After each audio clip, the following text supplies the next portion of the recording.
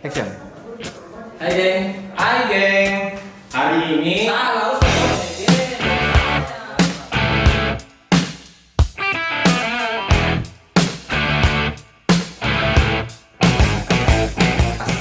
Jadi ada sebuah buku di dalam dunia kuliner yang dikenal dengan nama Professional Cooking. Pernah baca bosku?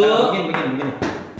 Jadi ini buku sebenarnya ini literasi yang dipakai semua dapur, semua koki lah, semua yang bekerja dalam dunia kuliner umumnya memakai literasi buku dari Professional Cooking karangan Wayne Gisland. Ya, Wayne Gisland. Bukunya ini sebenarnya sudah sampai di edisi ke 8 atau 9. 9. Ya, 9. Warna putih ya. Kalau yang kita memang semua warna putih. Iya, putih selalu lebih bagus. Tapi hari ini kita pakai baju biasa. Tidak, kita pakai baju dulu kok.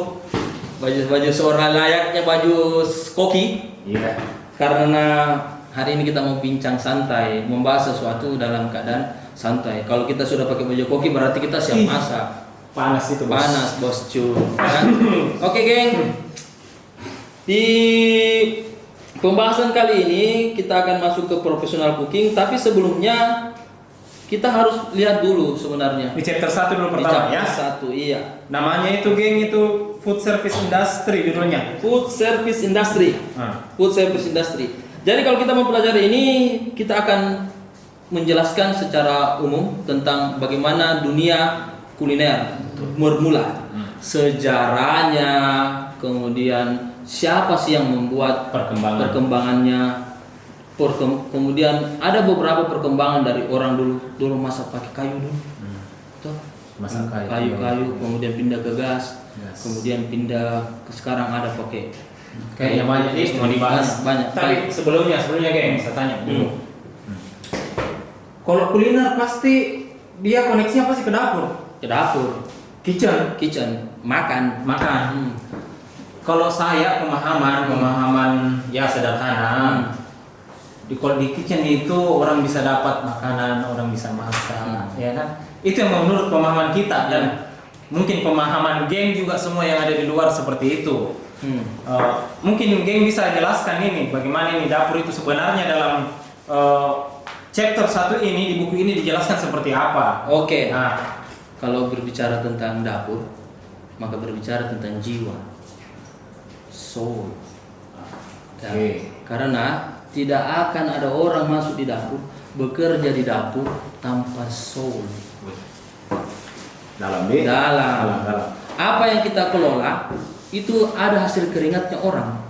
Para petani menanam, kemudian para pengantar makanan, penjual di pasar, baru tiba di dapur, baru dimasak sama seorang koki, kemudian dihidangkan di depan tak. Itu adalah hasil keringat. Jadi sebenarnya ini kalau saya mau tambahkan dalam makanan dalam piring itu yang tersaji di piring itu penuh makna yang ada di situ. Penuh makna. Jadi perlu kita untuk lebih menghargai.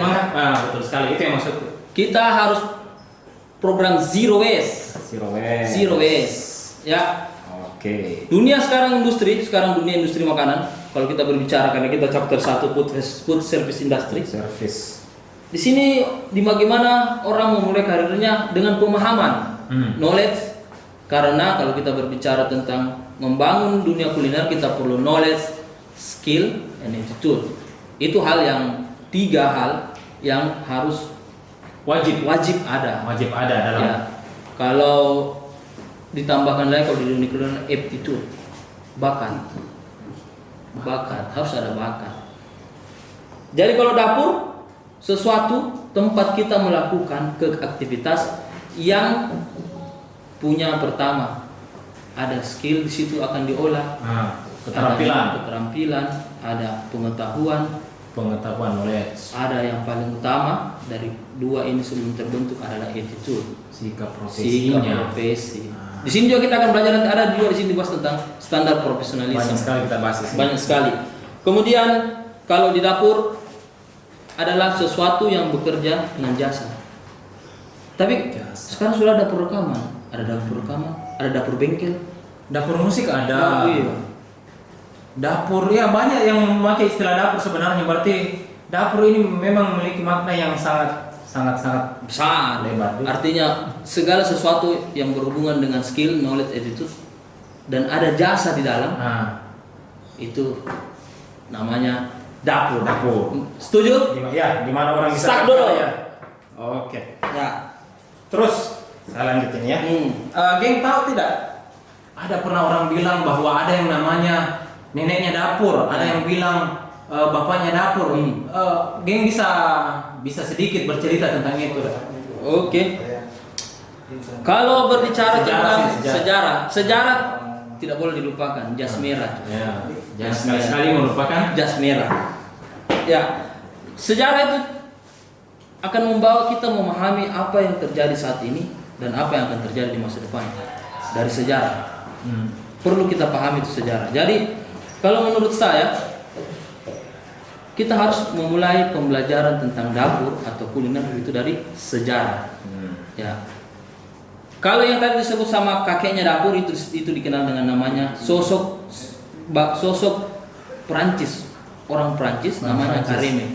Iya, Carême. Ya, kita tidak bisa menghindari namanya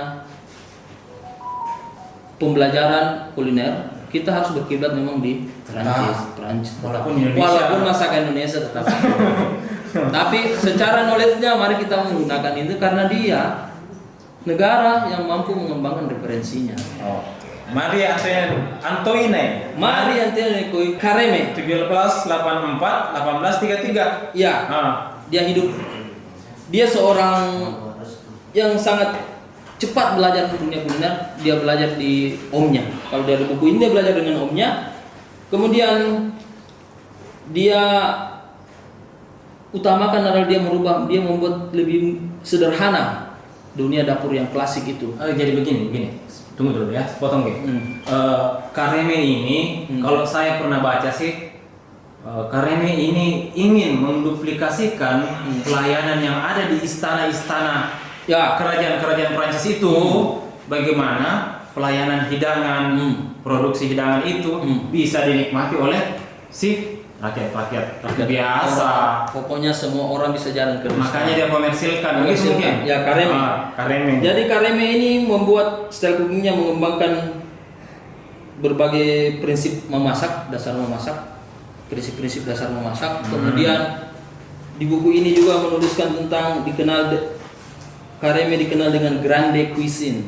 Itu neneknya ini. Kemudian Berarti dia melahirkan ada buku ya? ada literasi. Prinsip memasak, Principle of Cooking, menu, terus kemudian resep juga. Ya, jadi dia ini adalah kakeknya dunia kuliner. Carême. Tapi geng nanti bisa pelajari banyak kok di literasinya. Sekarang Jadi sebenarnya banyak sekali referensi tentang Carême yang bisa kita dapatkan di kalau berselancar di dunia maya. Banyak. Surfing ya. Oke, lanjut geng. Kita lanjut ke Escoffier. Ya, kalau tadi kakeknya, sekarang bapaknya. Jadi Escoffier ini adalah sosok seseorang yang di abad 20 merubah, dia melakukan perubahan besar. Dia seorang revolusi namanya, sebenarnya revolusioner. Sebenarnya apa yang kita kerjakan sekarang itu base-nya dari Escoffier. Saya dengar juga ini Escoffier ada signature-nya. Ada. Pizza Melba itu memang betul tidak? Pizza Melba, iya. Dari dia. Dia buat resep Pizza Melba. Dari ceritanya Hotel Ritz-Carlton di Inggris. Iya, Inggris. Ya, saya belum ke sana. Di Inggris itu dia membuat ada hotel namanya Ritz-Carlton, dia kelola makanannya. Kemudian hotel itu berubah menjadi Savoy. Jadi Ritz-Carlton yang ada sekarang itu, yang grupnya itu. Escoffier. Betul itu yang Ritz-Carlton ini. Iya. Dia hotel yang pertama kali mendedikasikan makanan berkualitas. Jadi kalau berbicara tentang Escoffier akan berbicara tentang dia akan bagaimana hubungan antara mulai dari agriculture sampai dengan customer makanan. Wah, Customer makanan. Iya. Sangat kompleks betul yang apa yang disumbangkan Escoffier ini Ya. dalam dunia kuliner. Kalau Escoffier sebenarnya lebih mendekati kepada gastronomi, tulisan-tulisannya. Yang dulu gastronomi apa itu? Ya, kalau gastronomi ini sebuah payung besar, sebuah ilmu yang besar, pakai seperti payung. Kemudian di bawahnya itu ada ranting-rantingnya. Ya. Terus? Ini payung yang utuh ini, bukan payung yang tip angin dah. Iya. Ya, jadi kalau berbicara tentang gastronomi di buku Professional Cooking juga membahas tentang kalau tentang gastronomi ada pasti etnik, budaya, agama, ekonomi ada pastinya. Kemudian geografi, betul. kemudian agriculture, pertaniannya. Berarti sangat luas sekali kayaknya. Luas sekali gastronomi ini. Tapi kita baru bicara satu paket saja di sini. Kita masih bicara hanya satu, yaitu cuisine. Cuisine saja di sini. Cuisine saja. Karena kita tidak perlu berbicara tentang politiknya. Sangat kompleks ya. Kita tidak berbicara tentang politik. Kita tidak berbicara tentang komunikasi. Kita berbicara cuisine-nya. Cuisine-nya saja. Bagaimana? Ya. Itu cuisine-nya Cuisine-nya. saja. Jadi bagian dari gastronomi yang merupakan payung dari dapur itu sendiri. Jadi kalau berbicara gastronomi banyak sekali, luas. Nah, kita lanjut lagi. Di buku ini tertulis karangan Wayne Gisland ini menuliskan bahwa ada kontribusinya Escoffier dalam dunia kuliner dunia yang sangat dikenal. Sebenarnya lebih banyak sebenarnya. Yang pertama menyederhanakan classical cuisine dan classical menu. Dulu menu kan itu lebih daripada 4, 5 satu kali. Iya, bahkan 20 kalau nggak salah. 20 courses dalam satu kali penyajian itu. Iya. Jadi si Escoffier ini dia sederhanakan mungkin yang dipakai sekarang ya. Sekarang yang dipakai. Yang ada appetizer, sup, iya. main course, dessert. Jadi saya sudah mengerti nih. Ya. Jadi dulunya kita biasa makan entry, Ya. terus ada pot roast, Ya. digabungkan menjadi satu menjadi main course. Main course. Itu yang disebut simplification-nya di sini. Yang pertama itu ya, sumbangsinya. Yang kedua, classical cuisine. Gaya orang memasak dulu itu betul-betul lama. Jadi dia tidak membuat kayak tomat. Iya, tomat. Mulai kita berbicara tentang dipetik. Kalau orang klasik, Escoffier lah yang membuat namanya tomato kaleng. Pengalengan, pengemasan, pengawetan itu semua Escoffier. Ya. Jadi orangnya memang mendedikasikan. Kemudian dulu organisasinya sangat luas sekali. Iya. Sekarang dia perkecil. Betul. Sangat banyak orang yang bekerja untuk membuat produk satu jenis hidangan. Ya. Sangat banyak ya. Itu di klasikal. Di zamannya Kareme mungkin ya, Kareme. Pada saat Escoffier ini masuk, dia menyederhanakan kembali apa yang sudah dibuat Kareme. Oke. Tapi jadi kalau Kareme dikenal dengan grandenya, kakeknya. Escoffier itu dikenal dengan bapaknya, Father of Kitchen. Oke, thank you, geng. Ya, terus kalau selanjutnya di buku ini ada namanya ada bagian subchapternya modern teknologi. Ya, hari ini kitchen terlihat sangat berbeda, dapur sangat berbeda dari sejak adanya Escoffier Day. Betul. Ya, disebut dengan Escoffier Day. Itu yang disebut modern kitchen. Modern kitchen. Sesuai dengan judul chapter. Ya. Kemudian di mana ada orang berbagai inovasi dan kreativitas dari seorang chef sekarang. Kalau sekarang kita berbicara, buka Instagram, lihat makanan, mantap. Betul. Jadi ada perkembangan yang dilakukan chef sekarang, tapi tetap basically-nya sama dengan resipi yang dulu. Ya, tapi kenapa kita butuh pelajari ini? Sebenarnya kita tidak tahu bagaimana hal ini dimulai. Bagaimana kita memulai karir kita? Itu yang kita mau bahas ini sekarang. Ini kita datang sekolah di sini untuk dapat memulai sekolah di mana ini? Ya, di MTB, geng. Ya, di MTB, geng. Ya, di Politeknik Pariwisata Makassar. Ya, jadi dia bagaimana kita memulai karir kita? Semua orang bisa memasak, cuma pemanfaatannya. Bagaimana kita masuk? Bagaimana kita menjadi seorang profesional? Itulah disebut dengan attitude. Itu berbeda. Itu yang betul-betul yang harus, yang wajib, yang membuat kalian penasaran bisa mau masuk di sini. Oke, lanjut, geng. Jadi banyak hal yang gaya-gaya memasak di abad 20 itu sampai sekarang yang disebut dengan nouvelle cuisine. Wah, Itu pertama kali nouvelle cuisine. Nouvelle cuisine. Ya. Abad 20. Abad 20 ada namanya nouvelle cuisine. Nouvelle cuisine sebenarnya itulah yang digunakan mama-mama kita di rumah. Cara memasak itu nouvelle cuisine. Nouvelle cuisine Nouvelle namanya. cuisine, ya. Jadi di teknologi modern saat ini berbagai banyak perkembangan tentang dunia memasak, industri khususnya dunia makanan industri seperti equipment. Peralatan pasti. Dulunya pakai kayu bakar, sekarang sudah ada gas, gas, listrik. lanjut ke elemen, lanjut Dulu ke orang menyimpan, induksi. dulu orang tidak ada namanya makanan segar, harus dipetik terus langsung dimasak, dan belum tentu tersedia dalam setiap tahunnya, sepanjang tahun itu. Sekarang di abad 20 ke abad 21 hampir sepanjang tahun makanan itu bahan makanan Misalkan durian ini kayak Durian ini ada musimnya. Ada musimnya. Tiap tahun cuma satu kali. Iya. Tapi kalau sekarang kau mau makan durian mulai dari bulan Januari sampai Desember itu ada. Bisa. Ada. Itu perkembangan teknologi. Itu. Ya, jadi kalau kita berbicara tentang dapur bukan tentang berbicara hanya tentang kompor. Bukan sekedar resipi. Bukan sekedar resipi. Resipi berapa gram ini, berapa mililiter ini, masak masuk ini, campur ini, kasih goreng hangus-hangus. Bukan. Tidak sesimpel yang kalian bayangkan. Go.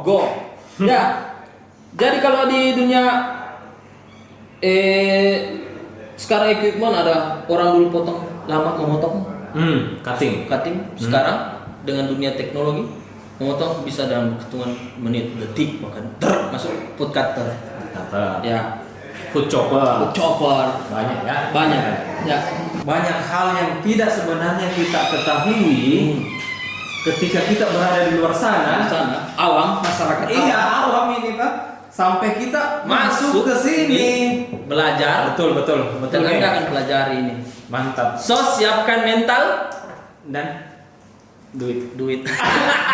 Enggak, di sini gratis. Di sini murah. SPP-nya di sini murah. Nanti boleh dicek. Ya. Kemudian kalau berbicara tentang food industry, di sini juga ada food safety and nutritional awareness. Di food safety and nutritional awareness. Ini di food safety tadi, jadi biasa orang itu makan kena keracunan makanan, keracunan karena bahan makanan. Ya. Begini. Saya pernah dengar ini. Ini namanya istilahnya food hazard. Ya. Hazard. Jadi bagaimana makanan ini bisa memunculkan mikroba? Ini nanti akan kita pelajari juga. Dia punya di chapter sendiri. Di buku ini ada chapter tersendirinya. Ini yang wajib sebenarnya. Ini yang wajib. Biar orang industri juga harus pakai juga seperti ini. Ini yang membedakan orang profesional, orang yang belajar dengan orang yang otodidak langsung bisa memasak. Misalkan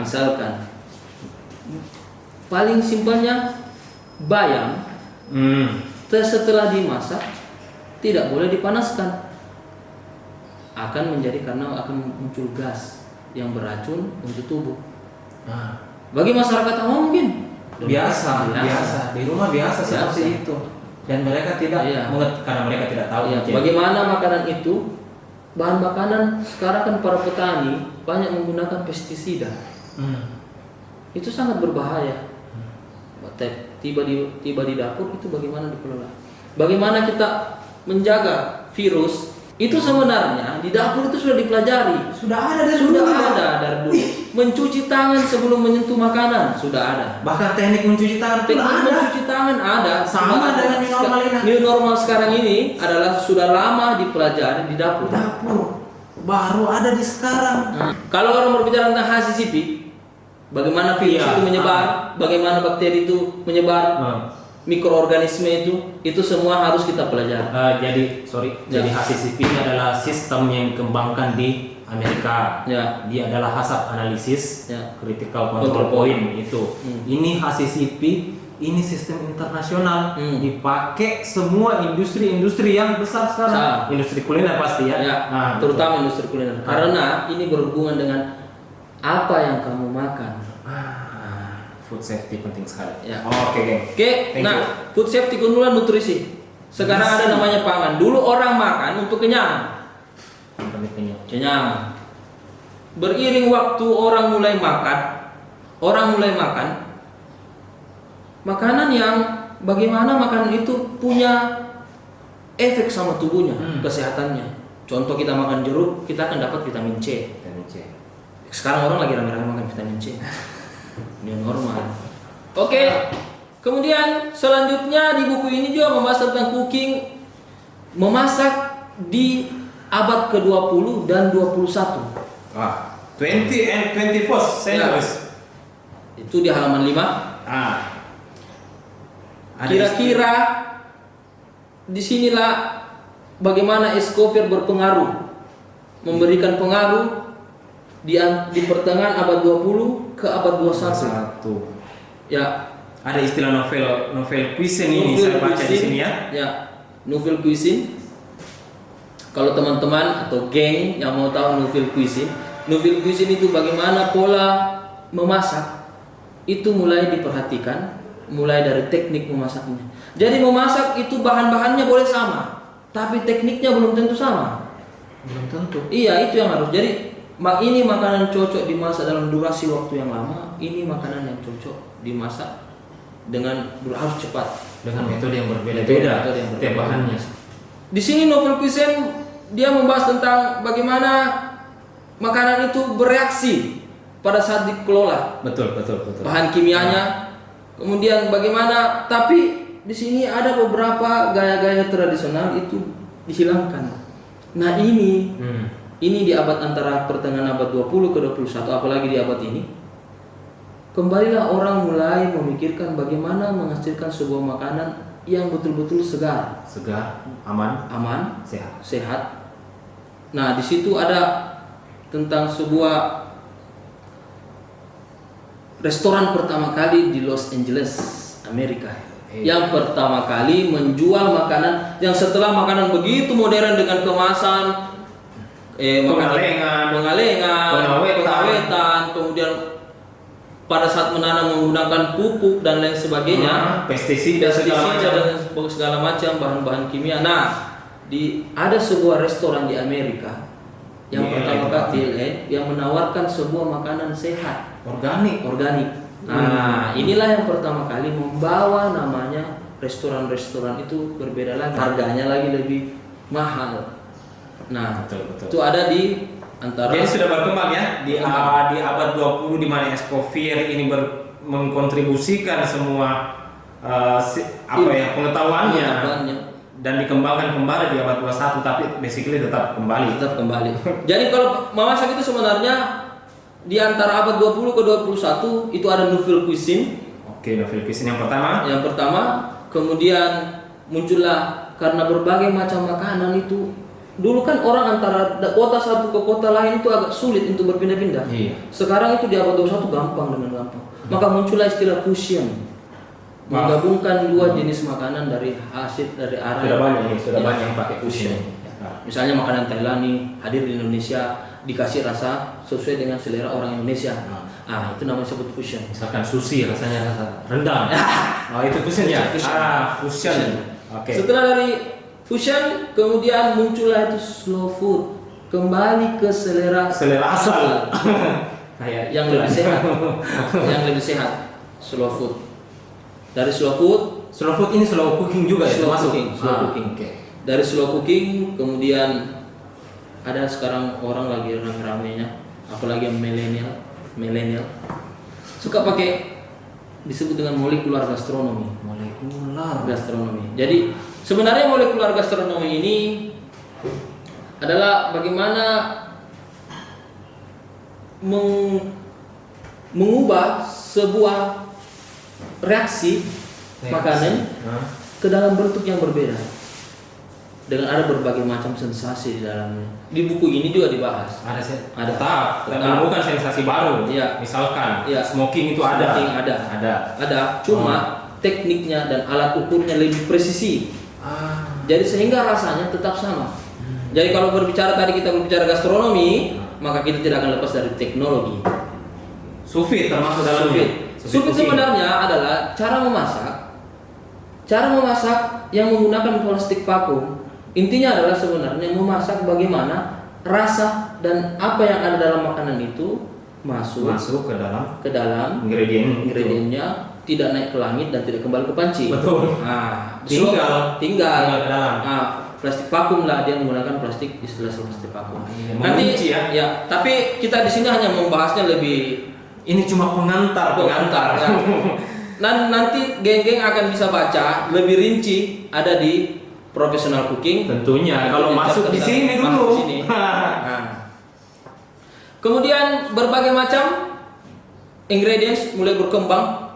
Ya, di sini yang menjelaskan tentang bagaimana pertanian dan persiapan bahan makanan itu selalu ada, selalu orang mengejar bagaimana tetap ada. Nah, disinilah beberapa bahan kimia yang digunakan dan lain sebagainya. Tapi bagi seorang profesional ini harus dipentingkan, ini harus diperhatikan. Kenapa? Karena jangan sampai untuk memenuhi perut sang manusia alam rusak. Nah, ini yang kembali ke selera asal. Jangan sampai kita merusak. Ya, jangan sampai kita merusak. Jadi di sini ada sebuah histori bagaimana di Amerika pertama kali itu restoran, saya lupa namanya, ini disebut dengan namanya Alice Waters Restoran yang organik tadi itu. Restoran organik. Jadi bahan dari restoran itu dia tanam sendiri? Iya, tidak. Jadi dia bekerja sama dengan beberapa petani, kemudian mengajarkan bagaimana kita menanam dengan benar, tanpa merusak alam, tanpa mendapatkan hasil yang bagus, sehat untuk tubuh, tapi tetap bisa ditanam di tanah yang tanpa merusak gitu. Jangan sampai kita tanpa menggunakan teknologi yang bisa berpotensi untuk merusak. Intinya jangan merusak. Oke. Jangan merusak. Kembali ke alam. Natural. Oke. Jangan sampai seperti sekarang kan. Mari kita hidup menjaga kesehatan. Geng, mari saya ajak ini. Mari kita menjaga kesehatan. Betul. Usahakan kita menjadi orang yang peduli dengan lingkungan. Jangan kita menjadi sang milenial yang hanya selalu di depan komputer ataupun HP. Itu sulit sekali. Intinya mari kita bersahabat dengan alam. Berusaha mengetahui kenapa ini makanan ada, kenapa ini makanan bisa dimasak, kenapa sampai kapan, itu harus kita tahu. Itu disebut dengan attitude sikap profesi kita. Iya. Oke, akhirnya dunia kuliner betul-betul merambah sampai dia menjadi sesuatu yang sangat berpengaruh di dunia. Betul. Sampai saya pernah dengar ini, geng. Di Prancis tempatnya kami dengan Escoffier ini, ada yang pernah mengatakan bahwa civilization cannot live without cooking. Ya. Ngeri keras itu. Keras ya. Peradaban itu tidak akan bisa berjalan tanpa seorang yang bisa memasak. Dalam artian tadi yang sudah kita jelaskan, geng. Iya. Jadi kayak seperti influensinya, pengaruhnya ini betul-betul bagi saat ini banyak orang ingin menjadi koki. Betul. Banyak orang ingin menjadi chef. Jadi trendsetter ya. Jadi kalau mau jadi trendsetter tidak semudah itu kan ya. Banyak hal. Di sini chapter ini kita hanya berbicara tentang bagaimana dapur ini berkembang. Bagaimana kita tahu dapur.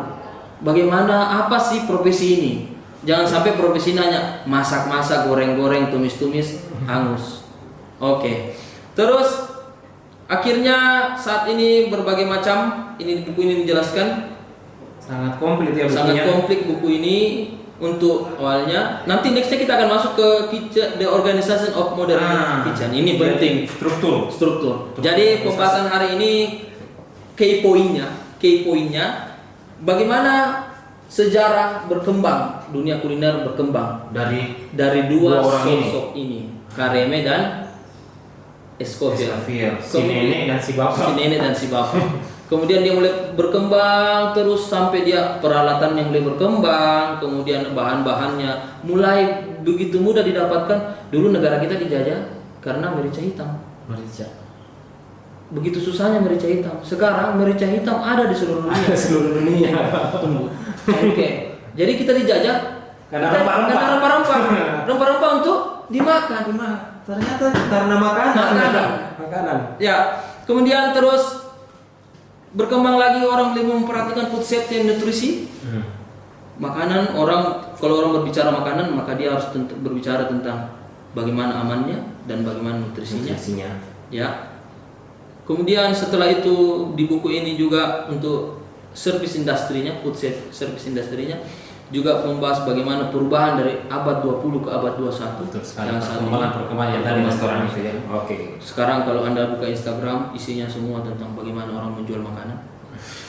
Penuh dengan online food. Online food. Apa saja bisa di-online kan sekarang? Semua bisa. Iya.